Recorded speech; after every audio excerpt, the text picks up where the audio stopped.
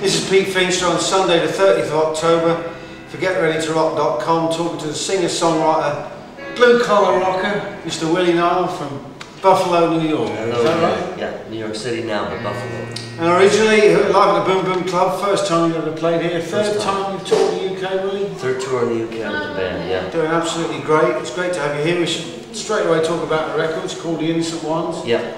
That's number, what, 7 or 8 now in your... Somewhere. There it is. 7, 8, 9, so one of those. Yeah, and it's kind of a mixture of power ballads, songwriting. It's a rock and roll record. There's some ballads on it. It's pretty rocking. It's kind of like Clash, Beatles, somewhere in that world. Kind of. Doesn't suck. You got the kind of songwriter sensibility, but you got the power of yeah. other people that kind of influence you. That you influenced them. Bruce Springsteen obviously comes to mind. Yeah. That kind of stuff. And since I mentioned Bruce, you've got a relationship with him. We should talk about that. How did that come about? In the early '90s, I put a record out in Colombia, and yeah. Which one was that? It was called Places I've Never Been. Yeah. Richard Thompson played on it. Roger McGuinn. Yeah. And I was in California. Roches. The Roches were on it. Loudon Wainwright, some good friends, and I was in California, and we at a hotel, and I saw Patti Scialfa, Bruce's wife, and I knew her from the old days with Southside Johnny. Wow. And she goes, "Oh, Willie, come here. We love your new album. You know, we work out to it every morning." She was very, very nice, and that's when And then a couple weeks later, I met Bruce in New York City, and he's been very, very good to me. But, you know, Bruce is very supportive of the artists that he likes. And you played Madison Square Garden. We played Giant Stadium 2 years ago. Wow. And 70,000 people for half an hour. What a blast. Good fun. And all the rock fans out there, a lot of them know you for playing with the Who, of course, in the States. You did. Yeah. How did that come about? It was another story. One of my first. Another Willie Nile story. Well, you know, I never thought about writing a book. Maybe I will. Yeah. My first record came out years ago, and someone at the record company told me that Pete Townsend was a fan of the record. It's around about 19. And I thought, yeah, sure he is. You know, I didn't believe it. I thought it was a record company behind. And we played in LA, and sure enough, Bill Kerber's lead management came, so people came to the show, and after the show, Bill said he'd want to open up the tour for us across the US, and I said, I thought he was kidding. Right. I said, yeah, so I toured across the whole US. Did you become a lot more rocky on that tour? Just as no, we were rocking pretty good. I mean, they call me I played acoustic clubs by myself, and I played with a rock band. But my stuff's pretty rocking mostly. Yeah. But that was touring with the Who was really good fun. I recommend it highly. And of course, back in the 70s, you came out of Greenwich Village. Yeah. Who were the kind of contemporaries that you were working with then? Steve Forbert, the whole CBGB scene happened then. Yeah. The Ramones, you know, Talking Heads, Patti Smith. So you kind of cut your way through the kind of punk thing and new wave. That was happening at the same time, and it was really exciting. You Yeah. know, only doing original material. Yeah. It was a great time in New York City. Yeah. But was it a good time for singer-songwriters?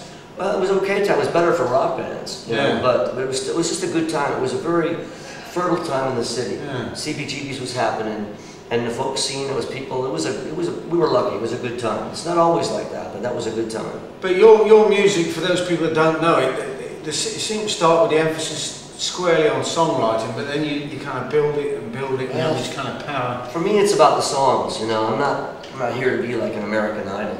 Right. You know, I'm not. But you whip up a storm, though, Willie. We rock pretty hard. We have a great time. Yeah. You know, the shows are fun. I believe what I'm doing. I love the songs, and here to spread the good. You know, just have a good time. And you're quite prodigious. I mean, considering you didn't record for 6 years between what? No, that was 87? 2 times. I had 2 10-year periods. I didn't put records. I didn't realize that. And just the last few years, I'm knocking out records, and I've just written another one. Was this the case that you accumulated stuff, or that you had ideas? No, I'm always writing. I mean, I accumulated stuff in the '80s, but the stuff I'm putting out now is all mostly new stuff, new songs. Yeah. So yeah. Everybody knows you as a charismatic performer, a passionate performer, a true rocker. I mean, how do you manage to keep those energy levels up on tour? That I have no idea. I don't know. Right. I mean, I'll be dragging all day. I'll drag myself to the stage. I'll walk up, and the music will start. Now I'll wake up. I believe in the. You know what it is, Pete? Yeah. I believe in the music. I believe in the songs. They mean something to me. Yeah. It's not like I'm just trying to be a rock star or trying to become famous. Fame didn't do a whole lot for Michael Jackson. Money, I'll take. Yeah. Fame, So I'm here, I believe in what I'm doing. So but like a lot of artists, creative artists as you are, you've had to kind of circumnavigate all those changes in music. Not just audiences, not just stars, but also the industry itself, of course. It's always changing, but I think classic stuff is, if you listen to early Elvis Presley records, they still sound great. Yeah. And I was hanging with Bruce one night. We were at in New Jersey. I played a gig. He came by, and we were hanging by the bar afterwards. Springsteen, and he said, we were talking, and all of a sudden he goes, "Wait," you know, because a Jailhouse Rock was playing on the jukebox, and he goes, "What?" And so we both stopped. He goes, "Still sounds good." Yeah. And it does. So stuff that's classic, whether it's Ramones or whether it's The Clash or something, or good is good. Hank Williams is still great. You know? Well, the stuff you can hear in the background is Willie's band doing a sound check, so we got to kind of speed this up, I guess. Yeah. But one of the things that we were talking about earlier on was the fact that you do very well in Europe, of course. Europe's like great. a lot of American songwriters. Do the Europeans take to that more than the Americans? Is it just more gigs? How does that work? I think this side of the ocean, people appreciate more quality of songs and stuff. They don't take it for granted. There's a noticeable difference. I mean, I love playing anywhere, but I've been, you know, for 4 months or so, a year in Europe. And, you know, I think people, Doc Pomus, I was telling you earlier, what a songwriter. the great songwriter Doc Pomus, he was a buddy of mine in New York. He wrote Say the Last Dance for Me, and he wrote This Magic Moment. Really cool guy. I love Doc, I miss him. And he said to me, "Go to Europe, Willie, they know how to treat a songwriter." Still true. Yeah. Well, here we are.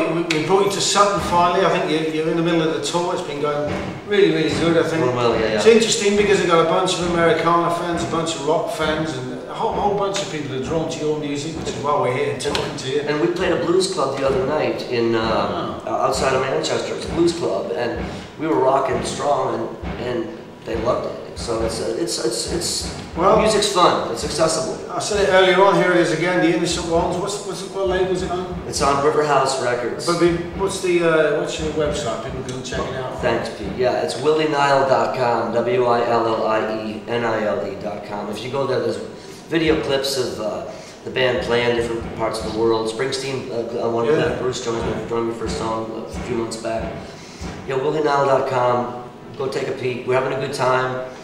I'm happy to be here. I'm tired. I'm dragging now. But once we had 7 hours to get here tonight. But once we hit the stage, forget about it. It's been a blast, Willie. It's been Thank you, Pete Feenstra to talk to Willie Nile, Alan Kimber on the camera.